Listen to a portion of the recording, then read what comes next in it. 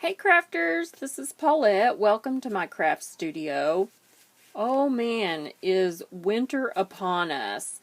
I am working on my Christmas cards, and my cards were inspired by a project that I did during the Insiders online card class. And I used this beautiful poinsettia. It's called Year of Flowers Poinsettia.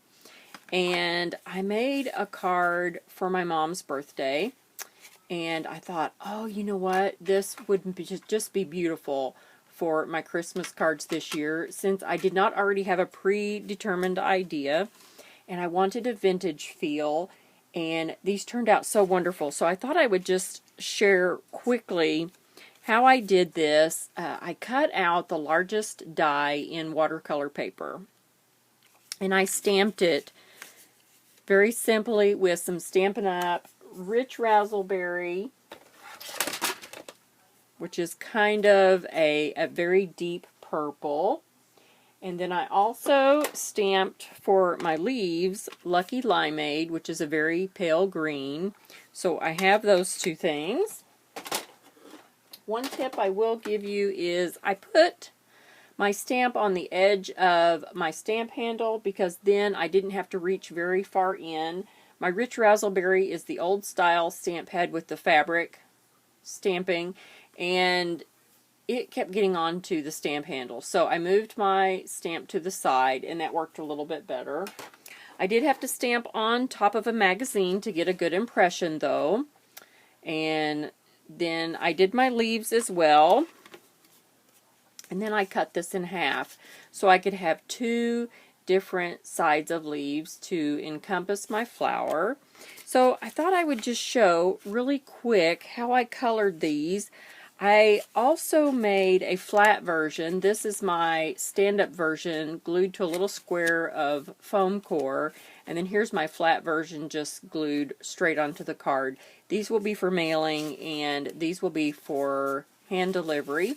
I also made my own envelope with an A6 scallop envelope by Sizzix. This is a pro die. And just used that same green ink to stamp my flowers on my paper envelopes. So real quickly, I want to do some coloring. So let's get a clean piece of paper here. And we'll move some of this out of the way. Now, I did play around.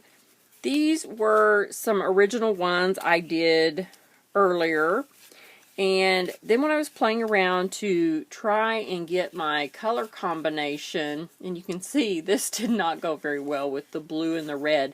I wanted vintage is what I wanted, so that's why I was messing around with some of these things. And the more I played, the more I kept coming back to this purple.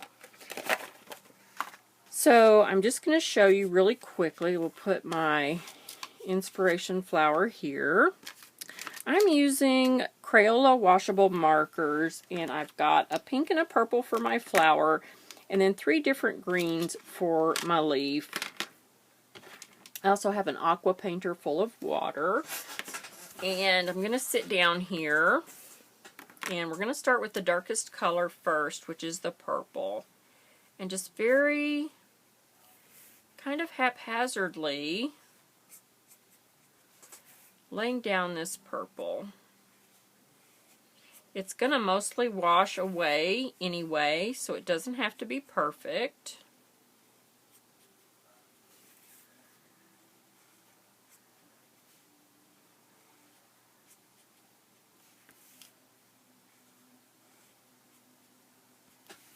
And I colored these 2 smaller leaves that were the same shape as the larger leaves in that purple as well. And then I'm going to color these smooth ones with the pink. But before I put down my purple marker, I'm going to go around the outside of that and do a little bit in the center. And then we're going to take the pink and go around these small leaves.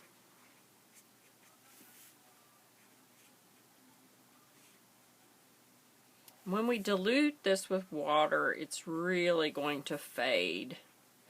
It's going to fade, and it's going to bleed, and it's going to become wonderful. Now I chose kind of a mid-tone green, a really rude emerald green, which I wasn't thrilled with, but after I did, you know, 5 or 6, I was already in. So I went ahead and continued that. And then we're going to use a lighter green after we dilute this. So let's start with the mid-tone green. And since this is going to be my leaves, I am drawing on the whole thing almost to the center, because this is going to wash out, so it will be fine. Just like that. And then take this really rude emerald green, and I just did the tips in that.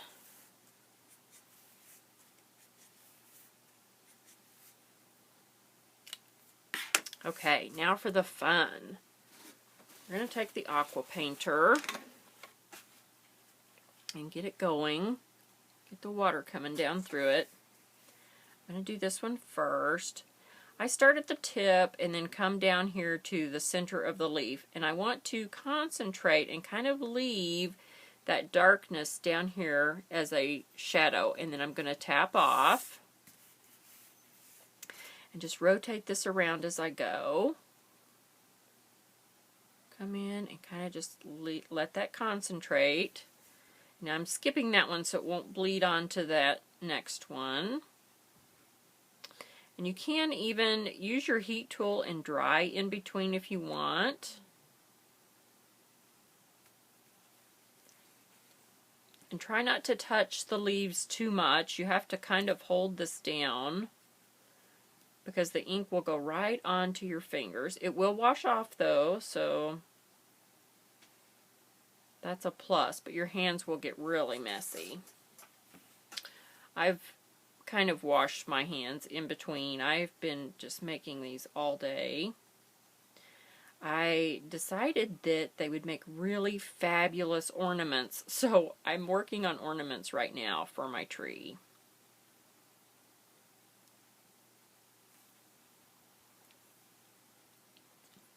Now these curl up, they get a little wet and they curl up, but it makes the water pool around, and then you get all these different variations, which really is fun. So let's see, I needed a little bit of pink in the center here too. I forgot that part, so we'll just add that. I'm going to do the center, and we'll just let that sit for a little bit while we do the leaf. The leaf is very haphazard, and gosh, I've got some purple on that. That's okay, it'll wash out.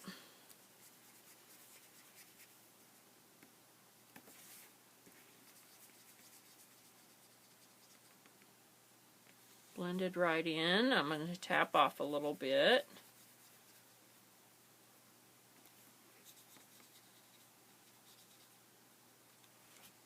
Now, I'm going to have to use the heat tool a little bit so that we can keep going.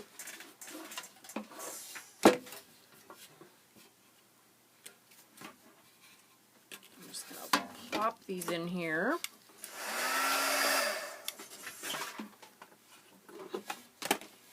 I'm having some technical difficulties. Okay, there we go.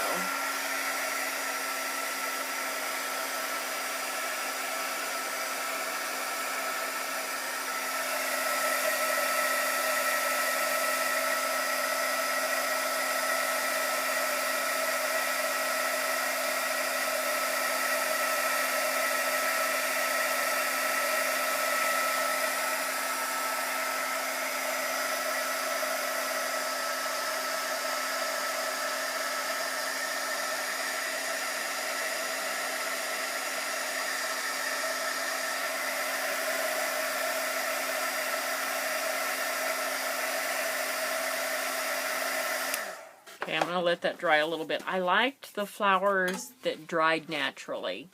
So I just kind of mass produce and keep things to the side while I keep going. So we're going to color in a little bit. I'm going to put that flower to the side and let it dry a little bit. And I'm just scribbling around each leaf portion.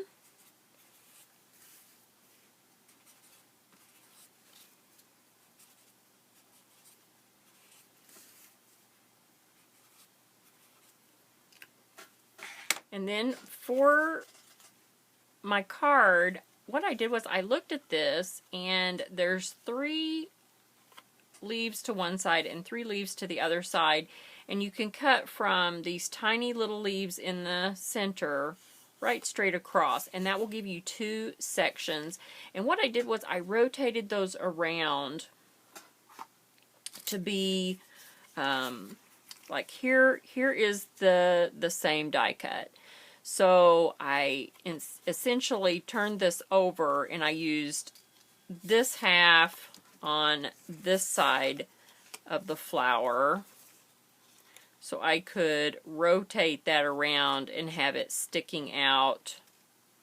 And when it's cut in half, it's easier to do, but I will be cutting this into thirds, so I'm not going to cut it. And then I used the other side for the other side. So it just worked out really well. I did put glitter on these. I have a very chunky glitter that I got at Michael's. It's just called Creatology Glitter, and this is a clear glitter. Oh, here's the name of it, Crystal Clear. The cool thing about this is I used my glossy accents and put some in the center, and then I did a little swoosh on each petal. And what it did was it allowed the ink and the stamping to go ahead and show through, and I just think that ended up beautiful. Once I had that on, then my leaves seemed rather vacant, so I ended up doing just a little bit of glitter. This is a little $1 glitter. I picked those up either at Michael's or Hobby Lobby, probably Michael's, or maybe even the $1 shop. Just 4 little pots of glitter for $1, and I just really love it. I love the way they turned out. I did some of the small poinsettias too, and I probably should have layered those up on top of the large one, but by the time I got to this point, I decided this was okay and I didn't need to go any further. Although I did go further, and I have made some ornaments that I have here drying for my tree. So this is what's going to be on my tree this year. Now, this one is 3-sided. I actually had some that turned out to be 4-sided. If you do, this gets really complicated. There's only one stamp, and it goes only in one direction. And if you stamp it on the front of the die, then it lines up. In order to make the 4-sided ornament and have every side line up, I had to stamp some in the opposite direction. So instead of stamping the die the way it cuts out, I had to turn it over and stamp, and obviously the stamp did not line up. But it was okay because now all of my edges line up. So I've got one stamped on the front properly, one stamped on the back improperly, one stamped on the front properly, and one stamped on the back improperly, which makes all of these 4 corners match up in the corner. All of the petals match up perfectly. Now that's really not necessary, and you can see I wasn't perfect when I glued them together. The ones that were 3-sided, well, I had one that stamped proper the front way, and then I've got one that I stamped backward. Well, then these 2 edges match up here, and then I have one more that is stamped the right way. Well, then its 2 edges match up with the one that was stamped backwards, but on the right hand side here they do not match up, which didn't really matter. I strategically placed this portion of leaves because for the ornament I cut my leaves into thirds. So I cut 2, 2, and 2, and just strategically stuck them between the layers, and then added my glue, which turned out pretty good. Not bad. For the wire, I took a length of wire and folded it in half. And I strung 3 beads on it, and to begin with I was just going to curl the ends, but I ended up not liking that. It's not together, it's not secure. This is very thin florist wire, so a better way was to run the beads through the wire, then to bend the wire back on itself, and I've twisted this one up way too much. Let's see if I've got a single piece of wire flying around here. Maybe not. I think I've used it.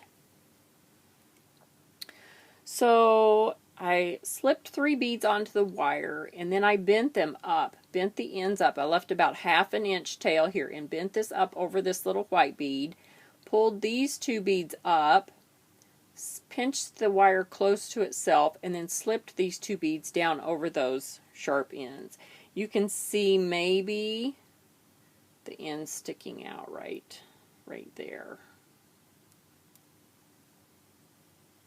And then that will be enclosed inside my ornament when I glue my pieces together, and then it sticks out the bottom. So anyway, very simple, very fun, and now I'm going to go hang these on my tree, and I think I'm going to turn around and make some for my mom too. Her birthday is in December, and I think that would just be a fun, she loves purple, would be just a really fun gift. Very simple, and I have everything I need to create the project. So as usual, if you have any questions, be sure and let me know.